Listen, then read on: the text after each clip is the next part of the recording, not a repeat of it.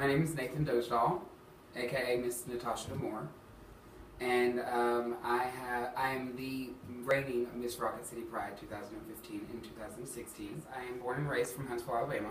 I'm 26 years old. I went to Grissom High School. I went to Whitesburg Middle.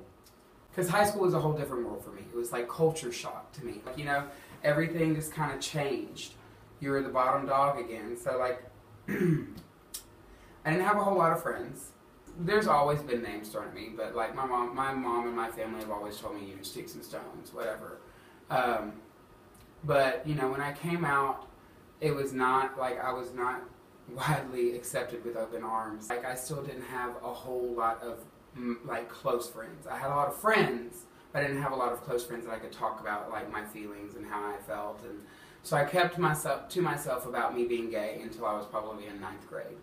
And I had met a friend, her name is Cynthia, and she and I had been like talking back and forth and, you know, whatever, and she told me that she was bisexual. So I was like, cool, you know, like I kind of feel like I'm bisexual or whatever. I like guys or whatnot.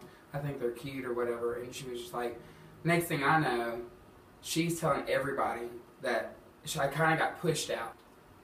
My brother Kyle was also gay. He died 5 years ago in a car accident. So he didn't come out until after high school, but he was Kyle always picked at me about being gay, but then whenever like somebody else picked at me about being gay, it was not cool anymore. Like, you can't talk about my brother like that. Like, it's always that whole thing. I can do it, but it's not cool when you do it.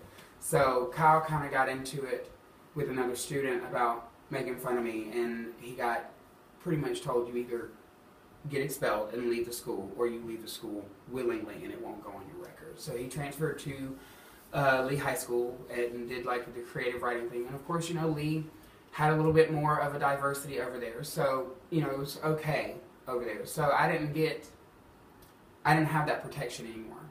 So of course people started like throwing books at me or water bottles at me, or I got punched in the back of the head one time. Like, it's just like all these things happen, and it was just like kind of, okay, we'll just sweep it under the rug.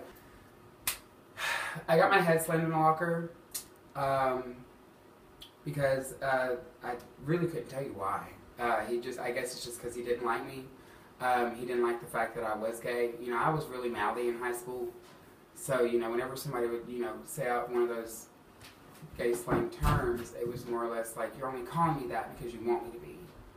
And it was just more or less that whenever I had said that, like, he kind of grabbed me, and like it was really fast. It happened really quick. Like, I had my locker open, and the next thing I know, he had my head slammed in it. Bam! It got to the point where I wanted, my 9th grade year, I walked with a .5 GPA. I did not go to school. I would tell my parents I was going to school, and I would skip. I left my freshman year with like 54 absences. And that's not okay. But I ran across this thing on Facebook, and a teacher that was teaching a kindergarten class told her students to get out a piece of paper and crumble it up, and keep crumbling it up. And then she said, okay, well, after you're done crumbling it up, smooth it out, right? So after, like, and try to get it how you had it originally, like it was like crisp paper and everything. Well, after the students all got it all smoothed back out, they were like, well, you know, Miss So-and-so, it doesn't smooth all the way back out. And she said, exactly.